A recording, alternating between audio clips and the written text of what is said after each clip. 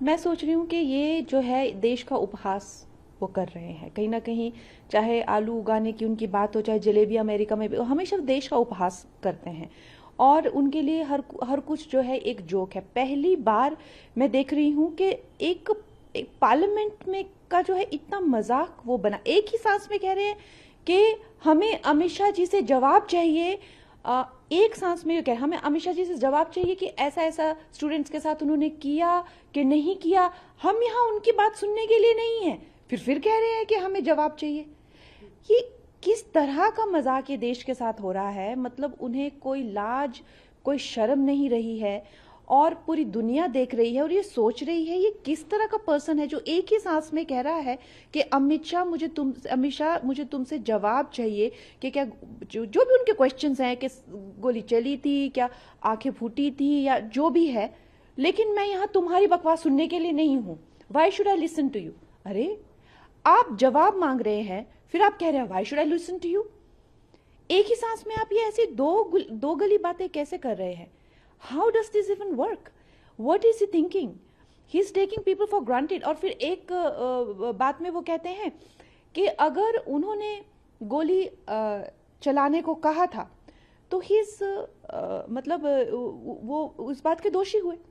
और अगर उन्होंने नहीं कहा था तो वो जो है इनकेपेबल है, मतलब गोली चलाने के इनकेपेबल हैं वो। तो कुछ जर्नलिस्ट ने ये भी कहा कि आप ये क्या कह रहे हैं कि इनकॉम्पिटेंट है गोली चलाने के वो, तो क्या गोली चलनी चाहिए थी बच्चों पे? तो उस पे वो जो है वो भड़क पड़े और उन्होंने जो है जर्नलिस्ट को कितना भला बुरा कहा कि तुम चूहे हो, तुम ये हो। इस तरह से जो वो अपनी भड़ास निकाल रहे हैं और इस तरह से जो वो पार्लियामेंट का अपमान कर रहे हैं, पूरे देश का अपमान कर रहे हैं, देशवासियों का अपमान कर रहे हैं। मुझे लगता है कि उनका जो है ये as a opposition leader I am 100% sure कि उनकी ये लास्ट टर्म।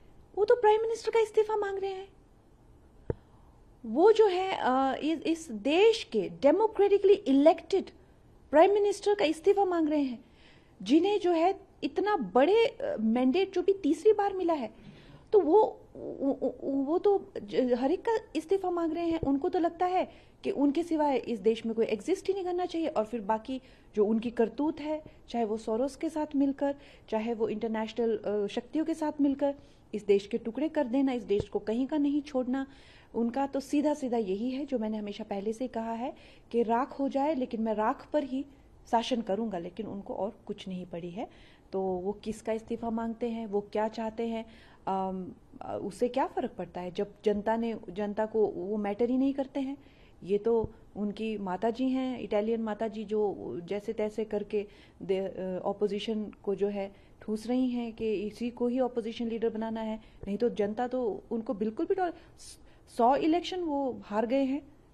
वो कौन होते हैं, उनको किसका इस्तीफा चाहिए, उससे क्या फर्क पड़ता है? वैसे तो सड़क पे चले हुए अगर उनकी माता, इटालियन माता जी ने ये नहीं कहा होता कि भाई इनको ऑपोजिशन लीडर बनाओ,